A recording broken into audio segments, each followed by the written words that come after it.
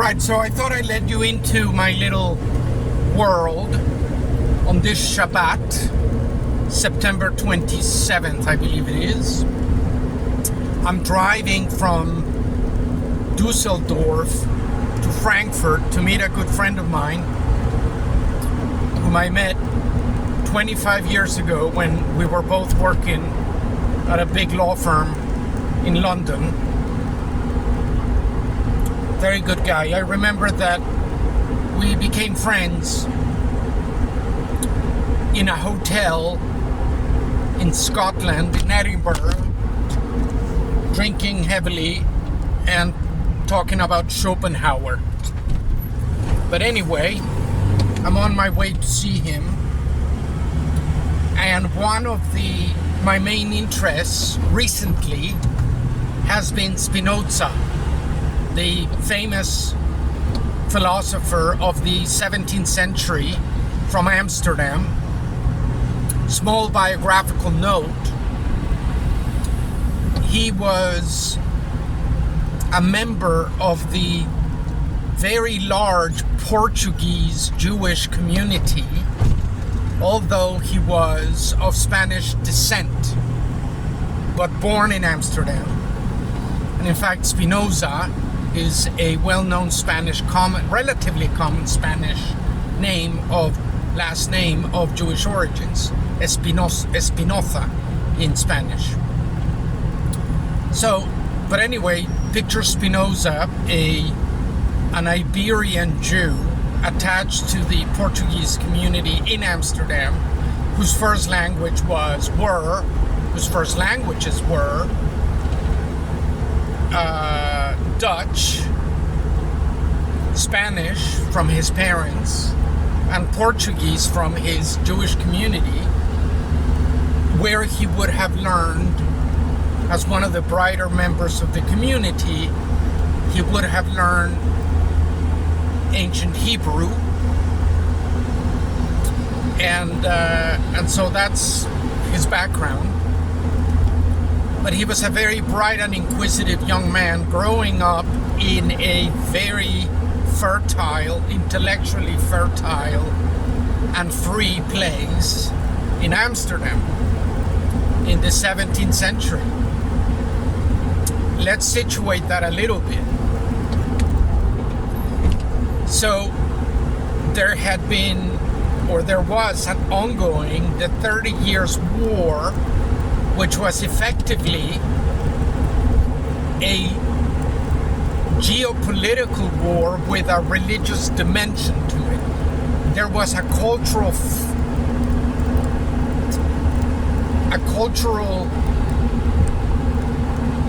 fractual line, basically between the Roman Catholic Romanic cultures, which scholars don't often speak about, but there was that going on really underneath it all, and the more Germanic peoples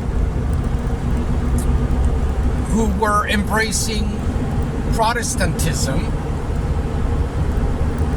There were religious excuses for this, but there was also a strong cultural dividing line between one Romanic Mediterranean type world whose heritage was Rome, and a more or less Romanized north that was nevertheless retained strong Germanic tribal identification. And Amsterdam, they were the cool cats because they were part of both. And they took advantage of that to create a center of freedom where you could more or less live in peace, regardless of which political persuasion you were or religious affiliation, which was rare in the 17th century. But Amsterdam embraced that. And that's why a lot of people, intellectuals, who sought intellectual freedom moved to Amsterdam, including famously Descartes. So picture the most cosmopolitan city at the time in Europe was Amsterdam, and that's where he grew up. And he was a bright man, and he liked to question a lot of things, as a lot of truly bright people do. At least in my definition of brightness, right? There's another kind of brightness which is about assimilation, rapid assimilation of a system and then playing the system. That's not a soul like him. A soul like him is about rapid assimilation of a system, but not staying within that system, then questioning the system itself, and then moving between systems, which he didn't get a chance to do much of because he died in his 40s. But anyway, so that's a little bit of background on Spinoza. So now let's talk about his gig. So his main work is called The Ethics, which was written in Latin.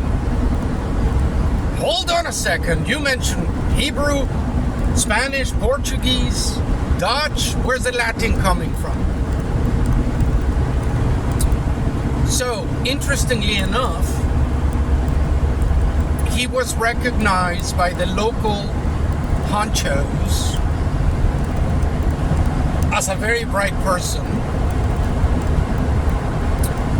who was excommunicated from the Portuguese Jewish community.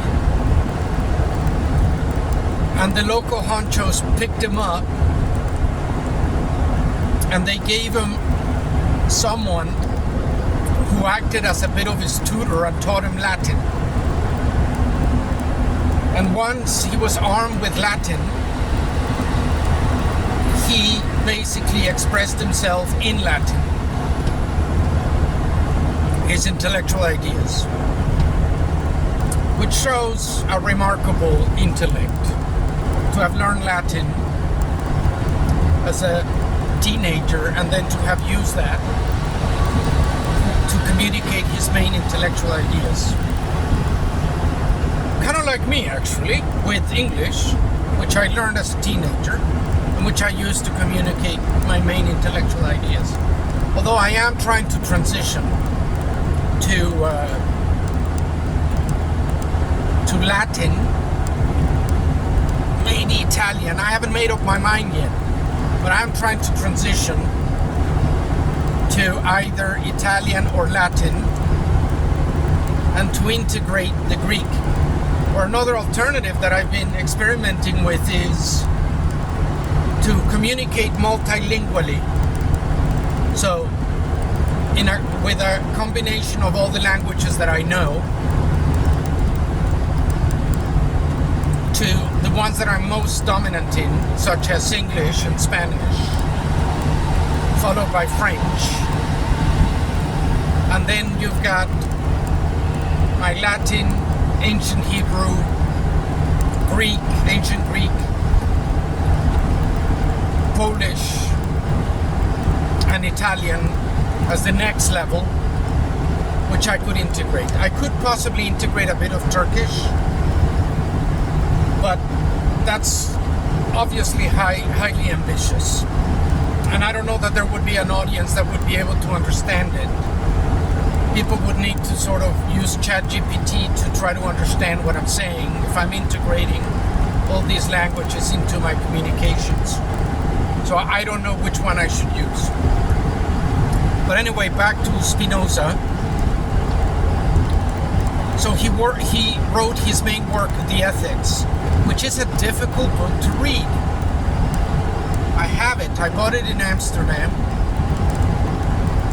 And how appropriately I bought it in in a version that has the English and the Latin side by side. And it's difficult reading even in English because the format is archaic, and it's a format that didn't really survive after his era because people get bored by that format.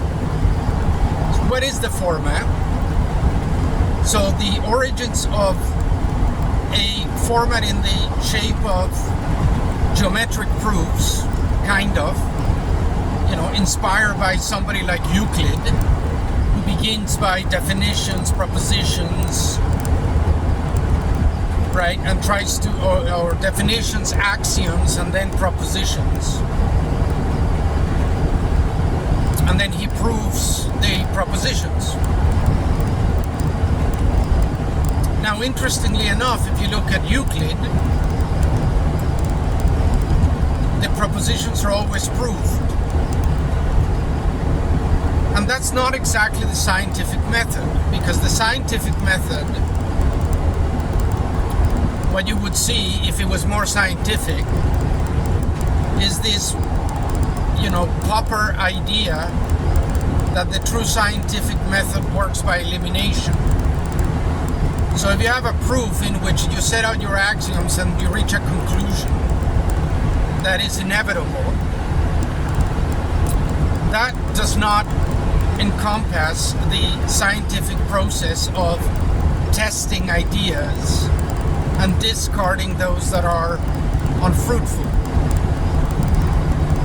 So a Euclidean approach, and Euclid's treatise itself, is a highly positivistic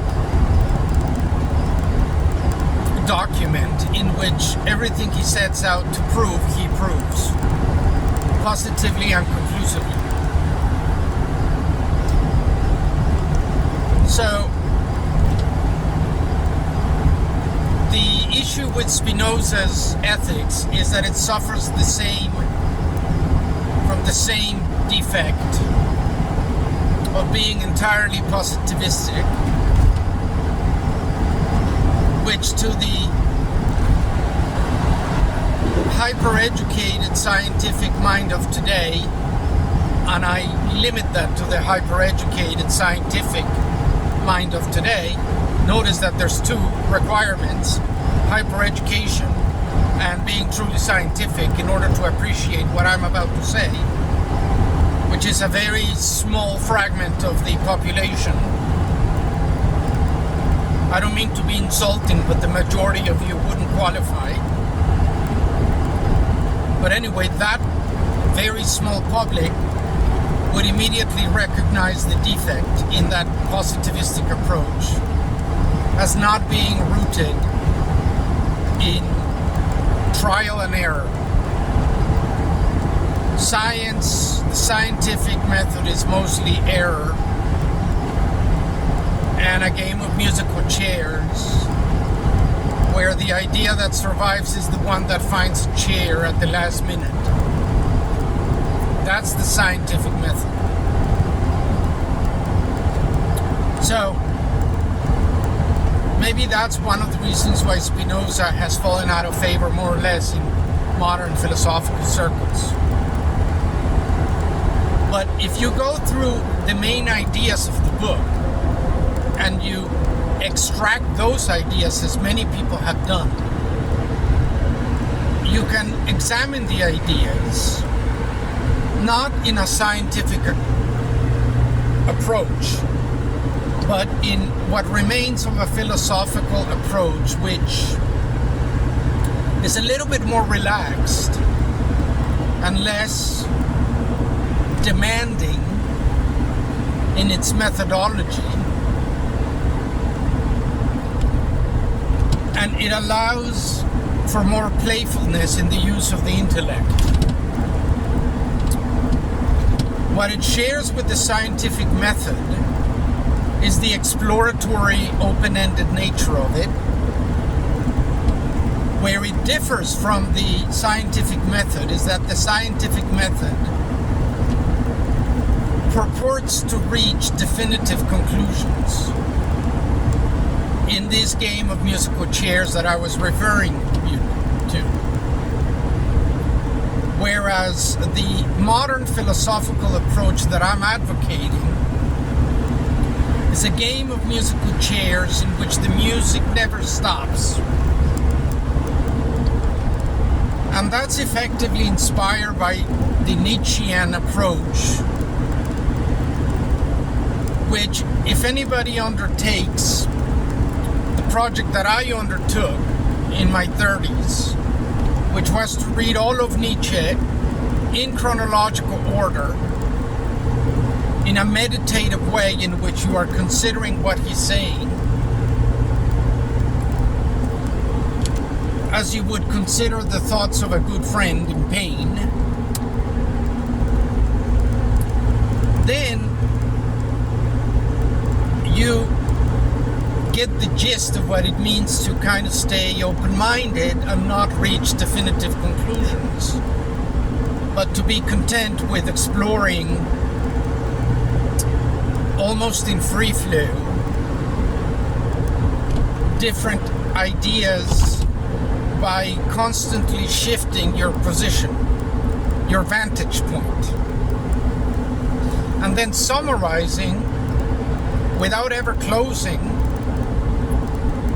the views that you have,